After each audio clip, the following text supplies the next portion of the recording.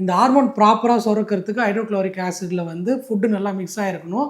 அப்போ அந்த Vegas nerve வந்து ஸ்டொமக்கோட கன்ட்ராக்ஷன் நல்லா இருக்கணும். இது எல்லாமே ஒரு சைக்கிள். ஸோ ஒன்ஸ் இந்த ஃபுட் வந்து ஸ்மால் இன்டெஸ்டைன்ல ரீச் ஆன பிறகு சத்த வந்து பிரிச்சு எடுக்கப்படும். அப்ராக்ஸிமேட்டா இந்த ஸ்மால் இன்டெஸ்டைன்ல பார்த்தீங்கன்னா, நான் சொன்ன மாரி ஸ்டொமக்ல வந்து ஒரு 4லிருந்து 5 ஹவர் ஃபுட் தங்கும். இதில வந்து பார்த்தீங்கன்னா, ஒரு 6லிருந்து 7 ஹவர் வரையும் ஃபுட் தங்கும். அந்த தங்குற டைம்ல தான் வந்து இந்த சத்தெல்லாம் வந்து கொஞ்சம் கொஞ்சமா வந்து பிரிச்சு எடுப்பாங்க. ஸோ ஒன்ஸ் இந்த சத்தெல்லாம் பிரித்து எடுத்த பிறகு அது ஒரு வேஸ்ட்டு கழிவா மாற ஆரம்பிக்கும்.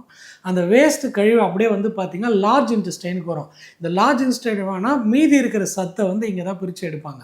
ஸோ இதில வந்து மெயினா வாட்டர் கன்டென்ட்ட வந்து இந்த லார்ஜ் இன்டெஸ்டைன் வந்து மொத்தமா அதுலேருந்து உறிஞ்சி எடுத்து, வேஸ்ட்டா ஃபார்ம் ஆயி மொத்தமா போய் ரெக்டம்ல போய் ஸ்டோர் ஆகும். ஒன்ஸ் ரெக்டம்ல அதோட பேக் ஃபுல் ஆனோனே உங்க பிரெயினுக்கு ஒரு ஸ்டிமுலேஷன் போயிட்டு, ஆட்டோமேட்டிக்கா உங்கள அது பாத்ரூம் கொண்டு போய் விடும். அத வெளிய எவாக்குவேட் பண்றதுக்கு. இதுதான் டைஜஸ்டிவ் சிஸ்டத்தோட ப்ராசஸ் வந்து நார்மலா நடக்குது.